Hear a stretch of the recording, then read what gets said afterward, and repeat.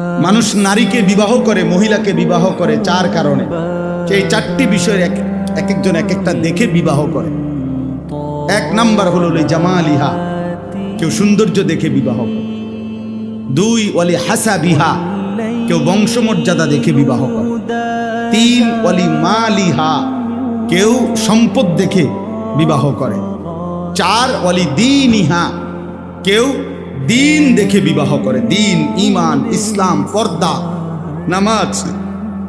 আল্লাহ নবী সাল্লাল্লাহু আলাইহি সাল্লাম বলেন, ফাজফার বিজাতিদ দ্বীন, তুমি দিনকে প্রাধান্য দিও, দিনকে প্রাধান্য দিও। তারিবাত ইয়াদাকা, খোদার কসম যুবক, আল্লাহর নবী বলছে যদি দিনকে প্রাধান্য না দাও তো আল্লাহ যেন তোমারে বেইজ্জতি করে, আল্লাহ যেন তোমারে বেইজ্জতি করে। খুদ রাসূল বলছে, রাসূল রাহমাতুল লিল আলামিন নবী বলছে যে আল্লাহ যেন তোরে অপমান করে।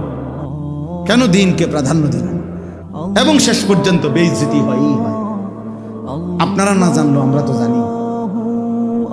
হাজারো মানুষের ব্যক্তি জীবনের চোখের পানি, একাকিত্ব জীবনের চোখের পানি তো আমরা দেখি, আমরা তো জানি।